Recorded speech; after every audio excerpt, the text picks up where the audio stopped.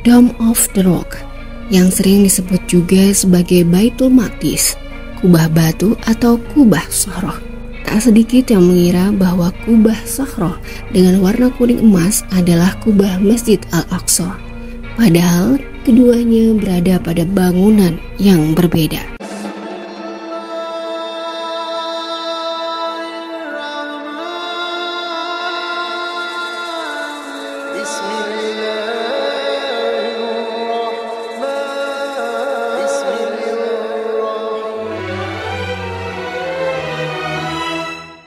Assalamualaikum warahmatullahi wabarakatuh.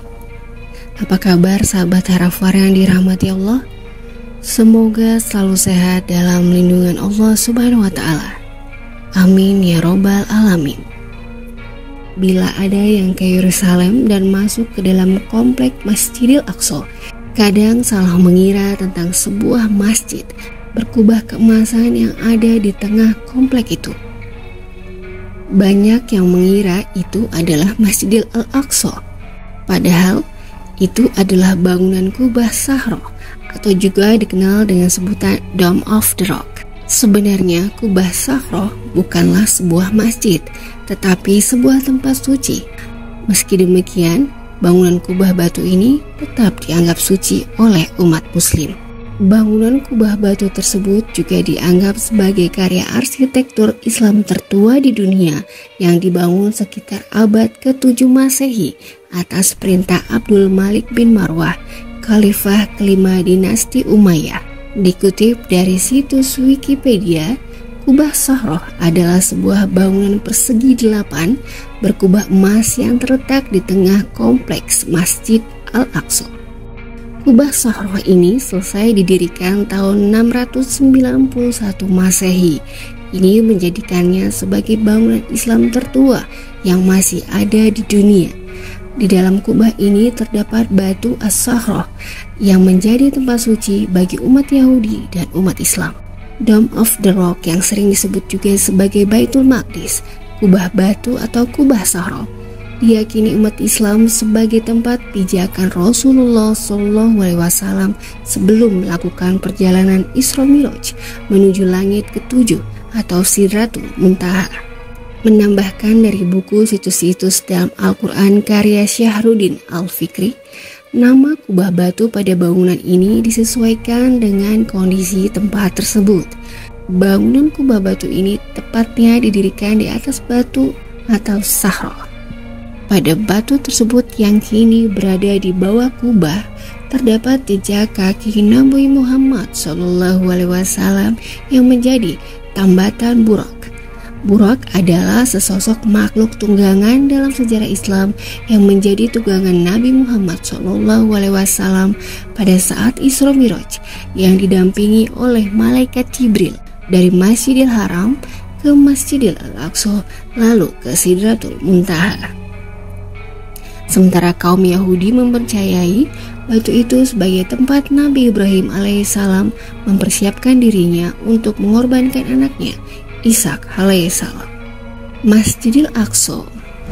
Masjidil Aqsa atau Masjid Al-Aqsa adalah nama sebuah kompleks seluas 144.000 meter persegi yang berada di kota lama Yerusalem. Kompleks ini menjadi tempat yang disucikan oleh umat Islam, Yahudi, dan Kristen. Dan tempat ini sering dikelirukan dengan Jami Al-Aqsa atau Masjid Al-Qibli. Jami Al-Aqsa. Jami Al-Aqsa adalah masjid berkubah biru yang menjadi bagian dari kompleks Masjidil Aqsa sebelah selatan. Berbeda dengan kubah batu, kubah asli Masjid Al-Aqsa dibuat dengan kayu dan dilapisi timah.